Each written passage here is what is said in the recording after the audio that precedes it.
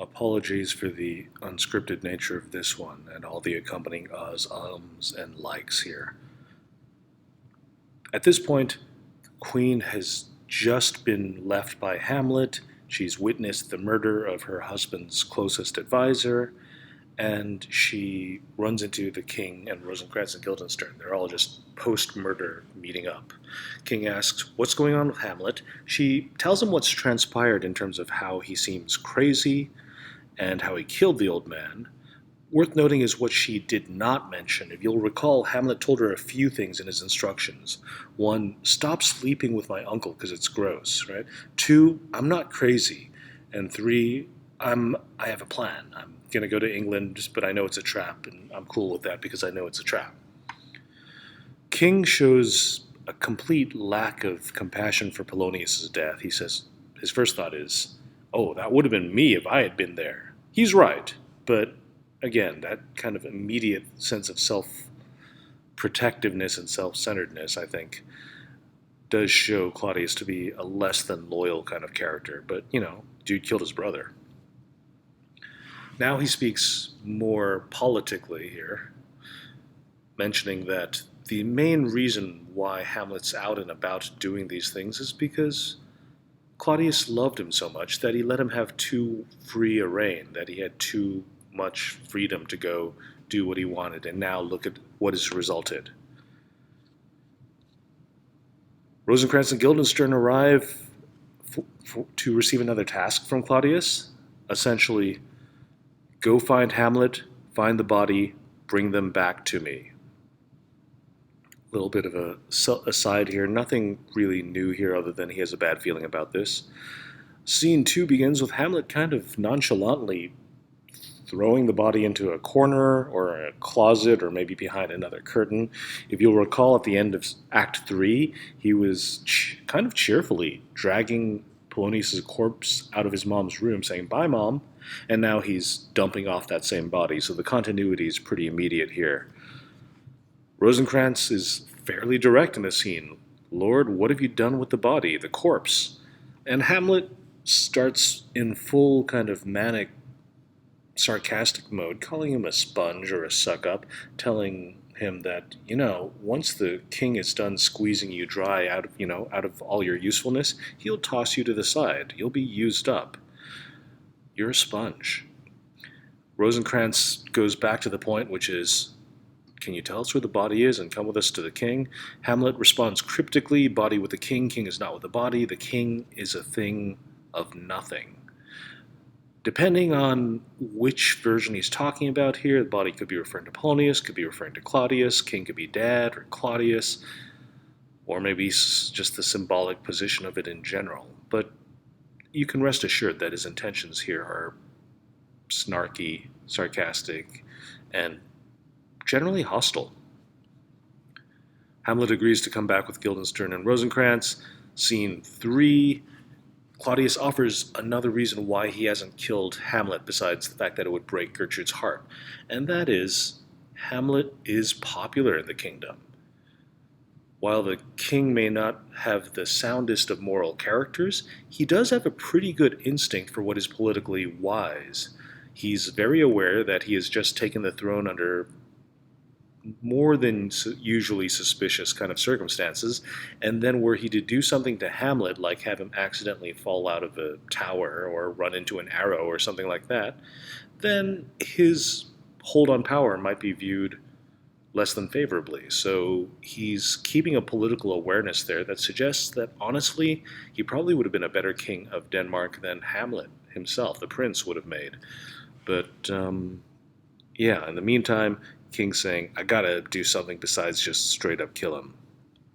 Rosencrantz enters to tell him, "We failed again, sir, but we did bring in Prince Hamlet," to which Hamlet first says Polonius is being eaten by the worms, he's at supper, and then describes over in these lines the circle of life, essentially that the corpse will end up worm food, the worms will end up bait for fishes, the fish will be caught by a man and then eaten by a beggar, for example. It's a circle of life. It's also a threat because, he describes how this is the process by which a king or a king's body will go through the digestive system of a beggar. More snark, where King repeats, "Where's Polonius?" Hamlet replies, "In heaven. Find him there, or if you can't, go to hell yourself and look for him there." And finally, if you find him in none of those places, after a month, you're going to start to smell him as he rots over in the stairs by the lobby. Go seek him there. Hamlet tells him he's not going anywhere, right? Again, complete snark and lack of respect for Polonius's living circumstances, which, while perhaps funny to Hamlet now, is going to have its share of consequences. Remember, he was not a man without family. King tells Hamlet his plan. "I'm going to send you off to England." Hamlet's like, "Cool, I'm good with that." For some reason, the king says this thing, which I can't imagine being delivered in anything except with a twirling of the mustache, like, "Ho, ho, ho, it is good if you knew why I was sending you to England." Hamlet overhears this line. I have no good answer to that question, by the way. Hamlet says, "I see a cherub. I see an angel that knows your purposes, but I'm going off to England anyway. Bye, Mom." King says, "I'm your dad." Passive-aggressive Bible reference. So those of you who have been to weddings know that the priest or minister at the end may say, "What God has joined, let no man part." Therefore, man and wife have become one flesh. So Hamlet's saying, since you married Mom, you two are basically the same entity, so I'm saying bye to the mom part of you. After everyone exits, the king is left alone for a more revealing kind of soliloquy here. He turns to address the audience. Remember, even though the play is set in Denmark, it was written by English playwrights, or an English playwright, for an English audience. So he addresses the crowd as England. He says, "And England, if you love me, and also because your cicatrice, your scar, is still hurting after the Danish sword. In other words, we defeated you in war or battle, and now you guys are our vassals, so you owe me favors. And if you respect that you owe me, I want you to do this thing for me. When Hamlet arrives on your shores, kill him." And there's a Emperor Palpatine kind of moment here for those Star Wars fans among you, right? He says, "Do it, England." And he reveals, again, that his intentions are generally not good. While he doesn't want to kill Hamlet himself, he's completely fine with letting others do the dirty work, and he's sending Hamlet's old childhood friends to escort Hamlet over to England to make sure that happens. Scene 4, if you'll recall, involves Fortinbras. This is where I would recommend you take a look at that character chart, which shows all the important characters and also brings us down to where Fortinbras's details are back from Act 1 when Norway was still kind of on the political forefront of everyone's minds. Just as a quick refresher, these top 8 characters are the most important folks in the play. Everyone else is pretty minor, and Fortinbras himself doesn't show up much in the play, but it'll come in important later. In the meantime, he's walking across Denmark with his Norwegian army, and he himself is Norwegian, of course, because if you'll recall way back early in the play, the uncle of Fortinbras, and also King, had said, "I'm really disappointed that you didn't tell me you had raised an army, but now that you've done so, let me give you some money so you can go invade Poland. Oh, let's also ask permission from Denmark, from King Claudius, if he's cool with us marching across his lawn while we go to kill Poland." And Claudius at the time was like, "Yeah, no problem." So Fortinbras and his Norwegian army are walking across Danish soil right now to go battle with Poland. Fortinbras sends his captain to Claudius to let him know, "Oh, by the way, we're marching through your lands. No worries, just an army from another country marching through your lands."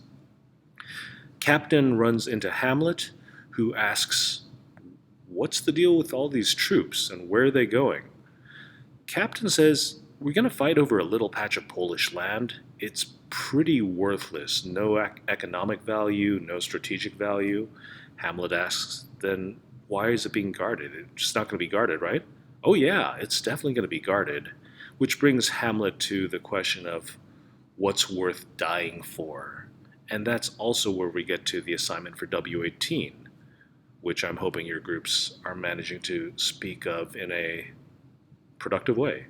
So you're analyzing W18, describing what this is about, because it's the last soliloquy of the play and also marks the final shifting of Hamlet's mindset from all those other kind of indecisive to be or not to be questions, or am I a coward or am I a man kind of questions. It's all being wrapped up around here as we zoom towards the final act.